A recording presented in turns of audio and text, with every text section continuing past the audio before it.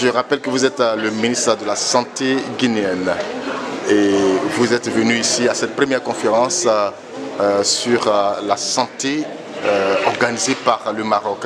Après la cérémonie qui prend fin aujourd'hui, quelles sont vos impressions? Bonjour Monsieur Média, je profite d'abord pour saluer vos téléspectateurs et téléspectatrices de Côte d'Ivoire et d'ailleurs dans la région. Et puis vous dire que ma présence ici n'est pas fortuite. Je suis là à l'invitation de mon homologue, le ministre de la Santé du Maroc.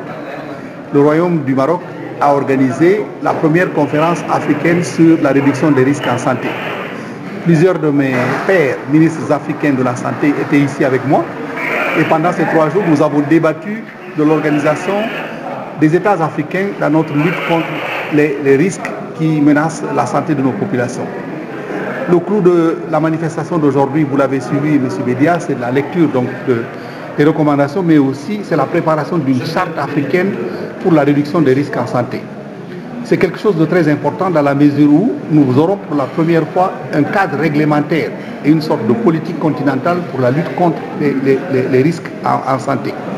Nous attendons que les experts travaillent sur ce document et espérons que le Royaume chérifien portera ce document au niveau de l'Union africaine et qu'à l'issue de ce processus, que nous aurons une sorte de plateforme africaine pour mutualiser nos moyens et lutter contre les risques en santé. En tant que ministre guinéen, moi j'arrive ici fort de l'expérience de mon pays que nous avons acquise dans la douleur et quelquefois dans les larmes à cause un peu de toute la péripétie de l'épidémie à virus Ebola qui a causé beaucoup de dégâts dans notre pays. Mais à quelque chose, on apprend toujours, même pendant les malheurs. Et ce que ça a permis à la Guinée de faire, c'est qu'aujourd'hui, avec la République démocratique du Congo, nous avons la plus grande expertise africaine en matière de lutte contre les fièvres hémorragiques. Cette expertise, chaque fois qu'il y a un cas de virus hémorragique ou de maladie hémorragique en Afrique, c'est nous que l'on appelle et nous venons aider nos autres frères africains. Donc moi je viens avec cette expérience en disant que la Guinée n'est pas ici simplement pour recevoir, mais nous pouvons aussi donner. Et ce que nous donnons, donc c'est cette expertise et cette capacité à prévoir, à surveiller, à anticiper, à réduire les risques et à répondre aux épidémies, en particulier celles qui sont liées aux maladies hémorragiques.